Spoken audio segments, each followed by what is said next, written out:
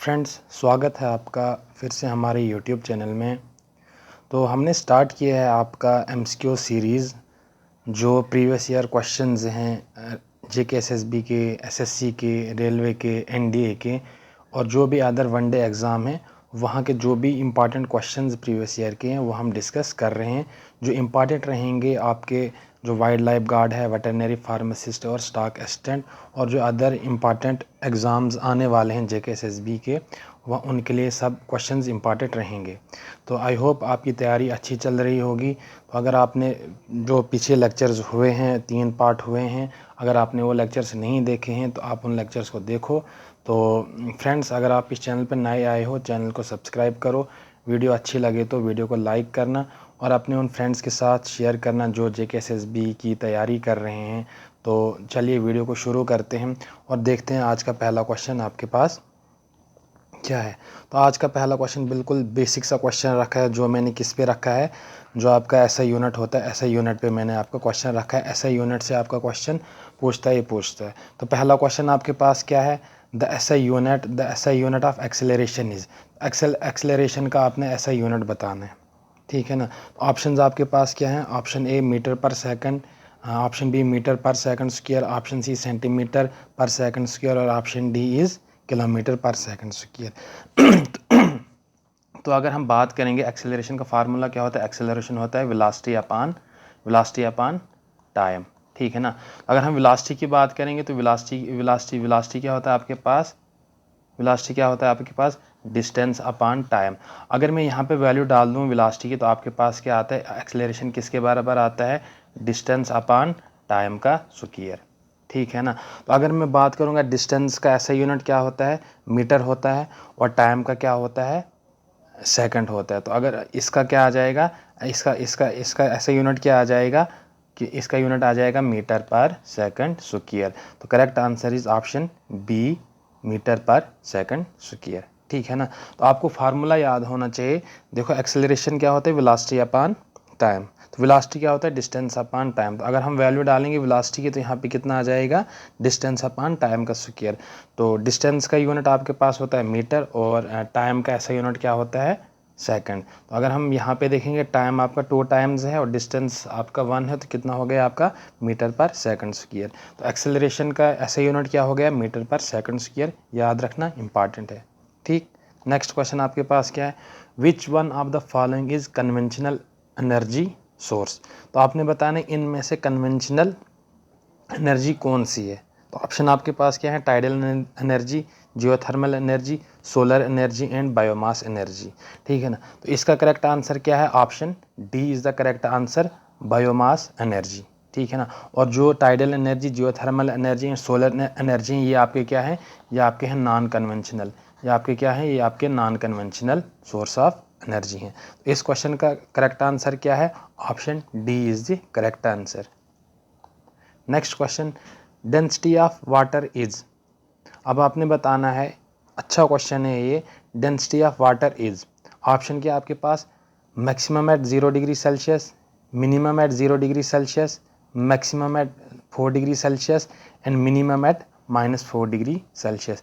The correct answer is option C is the correct answer, maximum at 4 degree Celsius.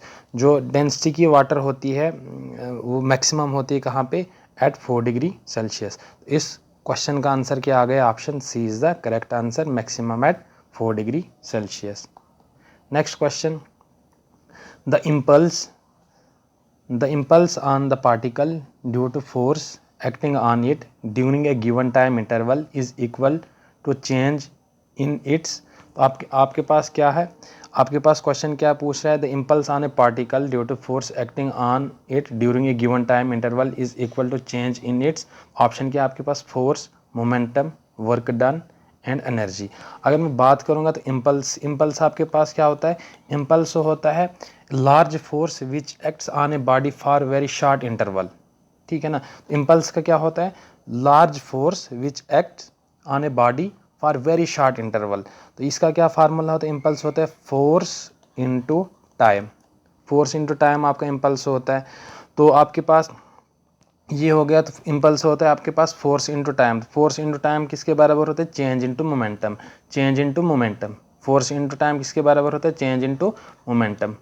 Momentum को हम P से represent करते हैं, ठीक है ना। अगर आपको सेकंड लॉ आपको आता है, न्यूटन सेकंड लॉ, तो वो क्या बोलता है? The rate of change of momentum of a body is directly proportional to force, ठीक है, अप्लाइड ऑन इट। तो अगर हम बात करेंगे सेकंड लॉ की, न्यूटन की, तो वो क्या बोलते हैं? Change in momentum upon time. Change in momentum upon time. तो फोर्स इनटू टाइम किसके बराबर हो गया? चेंज इन मोमेंटम हो गया। तो फोर्स इनटू टाइम आपका क्या होता है? इम्पल्स होता है।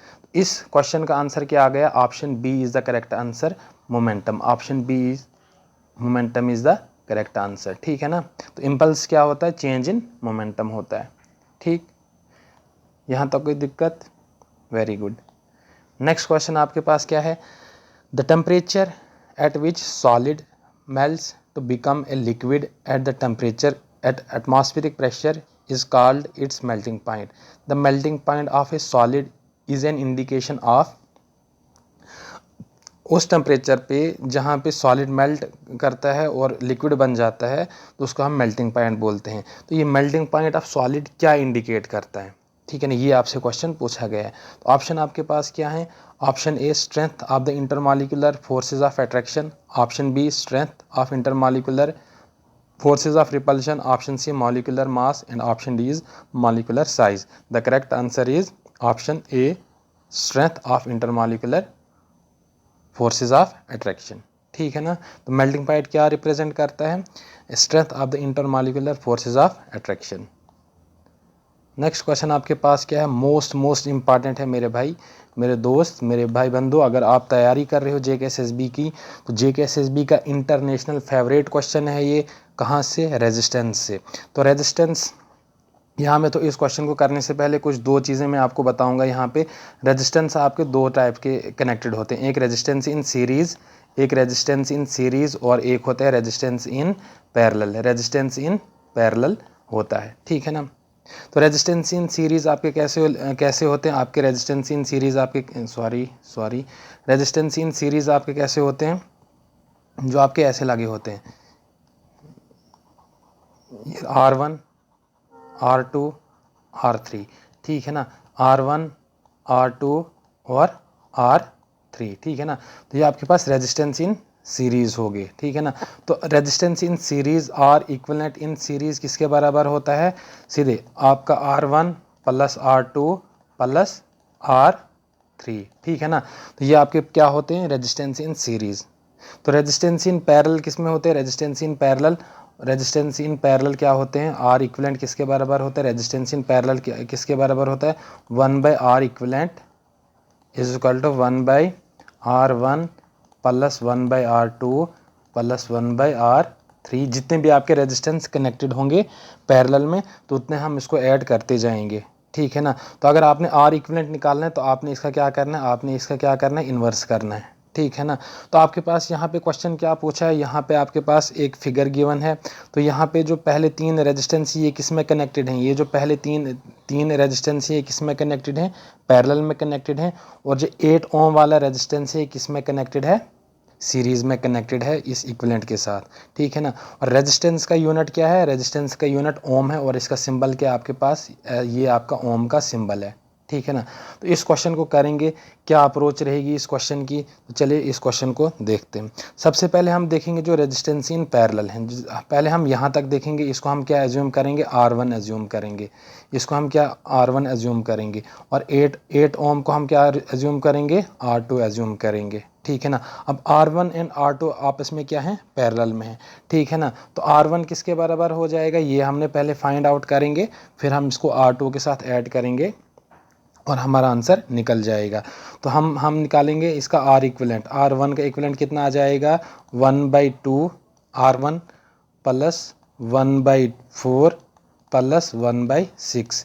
तीन रेजिस्टेंस पैरेलल में कनेक्टेड हैं, तो मैंने यहाँ पे तीन रेजिस्टेंस ले लिए, 1/2 1/4 प्लस 1/6।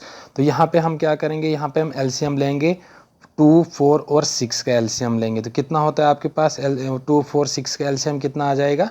12 आ जाएगा, ठीक है ना। तो इसका एलसीएम कितना आ जाएगा? 12 आ जाएगा, ठीक है ना।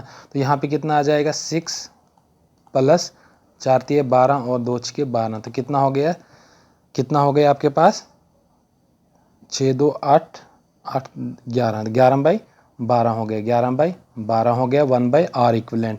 तो R1 आपने निकालना है, तो इसको हम क्या करेंगे, इन्वर्स करेंगे, तो कितना हो जाएगा आपके पास 12/11। तो R1 की वैल्यू आपके पास कितनी आ गई 12/11। अब जो R1 और R2 है ये आपस में क्या है आपके सीरीज में कनेक्टेड हैं। तो हमारे पास R1 कितना आया था, R1 हमारे पास आया था 12/11 और R2 हमारे पास कितना 8 ओम, ठीक है ना। तो हम ये अभी सीरीज में, तो इक्विवेलेंट रेजिस्टेंस कितना आ जाएगा, R इक्विवेलेंट किसके बराबर आ जाएगा 12/11 प्लस 8, ठीक है ना। तो इसको हम सॉल्व करेंगे, कितना आ जाएगा 12 प्लस 88 डिवाइडेड बाई 11, तो ये कितना हो गया आपके पास 100/11, ठीक है ना। तो ये कितना हो गया आपके पास 11 9 99, 1/11। तो इसका कौन सा आंसर आ गया, option C is the correct answer, ठीक है ना, option C is the correct answer. तो आपने यहाँ पे ध्यान रखना है कि सीरीज़ में जब रेजिस्टेंस होंगे वो सिंपली ऐड हो जाते हैं, जब ये पैरेलल में होते हैं तो हमने इन्वर्स का हमने ऐड करना है। तो जब हमने आर इक्विवेलेंट निकालना है पैरेलल का, तो हम क्या करेंगे, उसका इन्वर्स हम लास्ट पे निकाल देंगे, ठीक है ना। तो अच्छा क्वेश्चन था ये। ऐसे क्वेश्चन JKSSB पूछता है, रेजिस्टेंस पे क्वेश्चन पूछता है, ऐसे क्वेश्चन पे आप प्रैक्टिस करो, जितना आपसे होगा इस क्वेश्चन को आप माइंड में रखो, ठीक है। तो अब देखते हैं नेक्स्ट क्वेश्चन आपके पास क्या है। A man weighing 70 kg is coming down in a lift, if the cable of the lift breaks down the weight of the man would become. Option आपके पास क्या है, 70 kg, 35 kg, 140 kg एंड 0, ठीक है ना। अब एक लिफ्ट में क्या है आपके पास, एक मैन बैठा है यहाँ पे, तो उसका मास कितना है, उसका वेट कितना है mg, वेट होता है mass into acceleration due to gravity, वो कितना है 70 kg है, 70 kg है। अब यहाँ पे क्या होगा, अगर केबल जो लिफ्ट की वो ब्रेक हो जाएगी सडन, तो उसके बाद क्या वेट रहेगा मैन का, ठीक है ना। तो अगर हम बात करेंगे इस क्वेश्चन की, अच्छा क्वेश्चन है, तो जब हम अज्यूम करेंगे कि मैन का मास क्या है, हमारे पास वो m है, ठीक है ना। तो वेट कितना हो जाएगा, इसका वेट कितना हो जाएगा m इंटू जी हो जाएगा, ठीक है ना। तो जब यहाँ पे इसकी जो ये लिफ्ट ब्रेक हो जाएगी, तो जो एक्सेलरेशन होगी वो किसके बराबर होगी, एक्सेलरेशन ड्यू टू ग्रेविटी। तो यहाँ पे लिफ्ट डाउन हो रही है, तो जो इसका वेट हो जाएगा वो क्या हो जाएगा, माइनस हो जाएगा mg डैश से। तो इसका टोटल कितना वेट हो जाएगा, वो आपका 0 वेट हो जाएगा। बस आपने सिंपली इतना याद रखना है कि जब ऐसा कुछ क्वेश्चन आपके पास आएगा कि जो आपकी लिफ्ट ब्रेक हो जाएगी, तो तब इसका वेट कितना हो जाएगा, 0 हो जाएगा, ठीक है ना। ये एप्लीकेशन है किसका, ये एप्लीकेशन है आप एक्सेलरेशन ड्यू टू ग्रेविटी, जब आप थ्योरी अगर आपने पढ़ी होगी, अगर आपने साइंस बैकग्राउंड से होंगे, तो आपने एक्सेलरेशन ड्यू टू ग्रेविटी के जो कुछ इंपॉर्टेंट पॉइंट्स हैं, तो वहाँ पे ये चीज़ें डिस्कस की गई हैं, ठीक है ना। तो इसका आंसर क्या आ गया, ऑप्शन डी 0। नेक्स्ट क्वेश्चन क्या है, given conductor carrying a current of I ampere, it produces an amount of heat equal to 2000 joules, the current through the conductor is doubled, the amount of heat produced will be. अगर आपने JKPSI का exam दिया होगा, तो वहाँ पे इस ऐसे टाइप का क्वेश्चन आया हुआ था। वहाँ पे सिंपली पूछा था आपके पास हीटिंग इफेक्ट पे आपके पास क्वेश्चन था। तो हीट का फार्मूला क्या होता है, हीट का फार्मूला क्या होता है, I स्क्वायर RT। I क्या आपके पास, H क्या हीट, I क्या है आपका करंट, और R क्या है रेजिस्टेंस, T क्या आपके पास टाइम है, ठीक है ना। तो हीट यहाँ पे गिवन आपके पास कितनी है, 2000 जूल्स, 2000 जूल्स आपके पास गिवन है। I स्क्वायर आपकी I है, और इंटू स्क्वायर RT, ठीक है ना। तो ये इसको हम I को हम एज्यूम करेंगे, आपके पास कितनी है 1 एम्पियर है, 1 एम्पियर है। तो RT यहाँ से कितना आ जाएगा, RT यहाँ से कितना आ जाएगा 2000, RT कितना आ जाएगा यहाँ पे 2000। अब इसने क्या बोला है, the current through the conductor is doubled. अगर करंट को हम डबल करेंगे तो हीट क्या प्रोड्यूस होगी, हीट पे क्या इफेक्ट रहेगा। तो आई अभी क्या जो आपकी करंट है वो कितनी हो रही है, 2 टाइम्स ऑफ आई हो रही है। तो अगर मैं इस फार्मूले में फिर से ये वैल्यू डाल दूँ, कितना आ जाएगा आपके पास, एच कितना आ जाएगा आपके पास, I square 2I square into RT। 2i² कितना हो जाएगा 4IRT, ठीक है ना। आई हमने एज्यूम किया है 1, तो RT कितना हमारे पास, RT अभी हमारे पास कितना आया था 2000 आएगा। तो इसको हम जब मल्टीप्लाई करेंगे, इसको जब हम मल्टीप्लाई करेंगे 4 से कितना आ जाएगा 8000 जूल्स आ जाएगा। तो इसका आंसर क्या आ गया, option C is the correct answer 8000 joules. तो हीटिंग इफेक्ट क्या होता है, हीट क्या किसके बराबर होती है I² RT। आई क्या रिप्रेजेंट करेगा, करंट को, R रेजिस्टेंस को, और T टाइम को रिप्रेजेंट करेगा, ठीक है ना। इस क्वेश्चन में कोई दिक्कत, अगर आपको कोई भी दिक्कत आती है तो आप कमेंट बॉक्स में ज़रूर बताएं, हम नेक्स्ट लेक्चर में हम उसको डिस्कस करेंगे। तो फ्रेंड्स, अगर आपको सेशन अच्छा लग रहा है तो इस सेशन को लाइक करें और अपने फ्रेंड्स के साथ शेयर करें जो JKSSB की तैयारी कर रहे हैं, ठीक है ना। तो इस क्वेश्चन की यहाँ पे मैंने एक्सप्लेनेशन भी दे दी है, तो आप यहाँ से भी देख लेना। यहाँ पे थोड़ा सा I1² किया है, यहाँ पे 2² कर देना है, तब जाके वो 4RT हो जाएगा, ठीक है ना। नेक्स्ट क्वेश्चन आपके पास क्या है, lady is standing in front of plane mirror at a distance of 1 metre from it, ठीक है ना। तो एक यहाँ पे आपके पास मिरर है, या आपके पास क्या है मिरर है, और यहाँ पे आपके पास क्या है एक लेडी स्टैंड खड़ी है इन फ्रंट ऑफ मिरर। तो इनका डिस्टेंस कितना है, इनका डिस्टेंस है 1 मीटर, या अगर इसको हम किस में लेंगे सेंटीमीटर में लेंगे तो कितना हो जाएगा 100 सेंटीमीटर। तो मिरर और लेडी के बीच में कितना डिस्टेंस है 100 सेंटीमीटर का। अब लेडी क्या कर रही है, she walks 60 metre toward the mirror. अब लेडी क्या कर रही है, वॉक कर रही है 60 मीटर टुवर्ड द मिरर।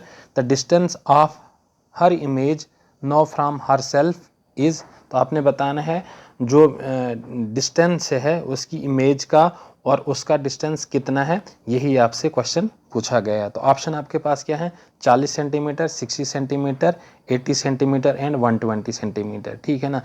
तो अगर हम पहले बात करेंगे टोटल डिस्टेंस कितना है लेडी और मिरर के बीच में 100 सेंटीमीटर, और जब वो वॉक करिए टुवर्ड द मिरर तो वो कितना वॉक किया उसने 60 मीटर। तो डिस्टेंस कितना बचा हमारे पास 100 मीटर माइनस 60 मीटर, तो कितना हो गया आपके पास 40 सेंटीमीटर हो गया, सॉरी मीटर नहीं 40 सेंटीमीटर हो गया।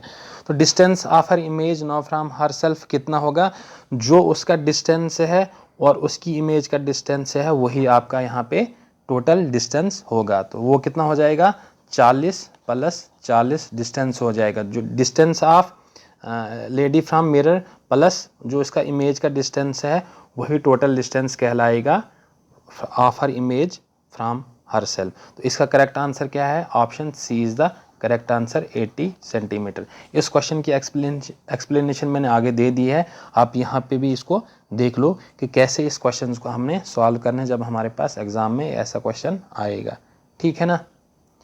नेक्स्ट क्वेश्चन आपके पास क्या है, अच्छा क्वेश्चन है। The brightness of a star depends on it's, ठीक है ना। तो ऑप्शन पढ़ने से पहले मैं यहाँ पे एक नोट दे दिया है मैंने यहाँ पे, आप इस नोट को एक बार पढ़ लो, फिर आप इस क्वेश्चन को खुद ब खुद आंसर कर सकते हो कि इस क्वेश्चन का आंसर क्या है। तो मैं ये नोट पढ़ देता हूँ। According to Stefan's law the rate of loss of heat energy in the form of radiation और brightness of a star depends upon, जो ब्राइटनेस ऑफ स्टार है वो किस किस पे डिपेंड करती है, वो डिपेंड करती है आपकी nature of the surface of radiant object, surface area of the star and temperature of the star. इन 3 चीज़ों पे डिपेंड करता है। तो अब ऑप्शन में ढूंढो कि ये कौन कौन सी चीज़ें आपके पास गिवन है। तो पहला ऑप्शन आपके पास क्या है, size and temperature.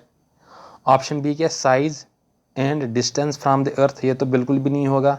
Option B बिल्कुल भी नहीं होगा। Option C size temperature and mass यहाँ पे मेंशन नहीं किया गया, तो ऑप्शन सी भी गलत। Size temperature and distance from earth, यहाँ पे डिस्टेंस का कोई रोल नहीं है, तो अब बचा कौन सा option, option A is the correct answer. The brightness of the stars depends on it's size and temperature. तो करेक्ट आंसर क्या आ गया, option A is the correct answer, ठीक है ना। नेक्स्ट क्वेश्चन, ये भी मोस्ट इंपॉर्टेंट क्वेश्चन, वही JKSSB का international favourite question, most important, mark कर लो मेरे भाई मेरे दोस्त। अगर आप तैयारी कर रहे हो, अगर आप सीरियस हो, तो जो आपका करंट वाला टॉपिक है, रेजिस्टेंस वाला टॉपिक है, वोल्टेज वाला टॉपिक है, तो मोस्ट इंपॉर्टेंट है, यहाँ से क्वेश्चन पूछता है। तो क्वेश्चन को रीड करते हैं। मोस्टली इस क्वेश्चन से, इस टॉपिक से आपको ज़्यादा न्यूमेरिकल ही पूछते हैं, तो इसलिए मैंने ज़्यादा न्यूमेरिकल ही रखे हैं, ठीक है ना। A simple circuit contains 12 volt battery and a bulb having 24 ohm resistance. When turn on the switch the meter connected to the circuit would read. तो आपके पास क्या एक सिंपल सर्किट है, मैं यहाँ पे आपके लिए डायग्राम बनाऊंगा, लेकिन बनाने की ज़रूरत नहीं है, सिंपली ओम्स लॉ से हो जाता है। या आपके पास क्या है, यहाँ पे आपके पास एक सिंपल सर्किट है, तो यहाँ पे अमीटर लगा है, और ये आपके पास क्या है, ये आपके पास क्या एक सिंपल सर्किट है, और यहाँ से आपकी करंट जा रही है, और ये आपके पास क्या है, यहाँ पे 12 वोल्ट की बैटरी आपके पास है, और रेजिस्टेंस कितना आपके पास 24 ओम, ठीक है ना। ये आपके पास अमीटर है। अब अमीटर क्या रीड करेगा, यही आपने बताना है। अगर आपको ओम्स लॉ पता होगा, आई क्या होता है, V is equal to I R, तो आपने क्या बताना, अमीटर क्या मेजर करता है, अमीटर आपकी करंट मेजर करता है। तो हमने करंट निकालनी है, तो करंट कितना आ जाएगा, V बाई आर, ये हो जाएगा। तो वोल्टेज आपकी कितनी है, 12 है। अच्छा, आपके पास रेजिस्टेंस कितना है, 24 है, तो ये कितना हो जाएगा, 1/2 मीन्स 0.5। तो कौन सा ऑप्शन हो गया, option A is the correct answer, 0.5 ampere. तो करंट का यूनिट क्या होता है, एम्पियर होता है। वोल्टेज का क्या होता है, वोल्ट होता है। रेजिस्टेंस क्या होता है, ओम होता है। ये यूनिट आपने सारे याद रखने हैं।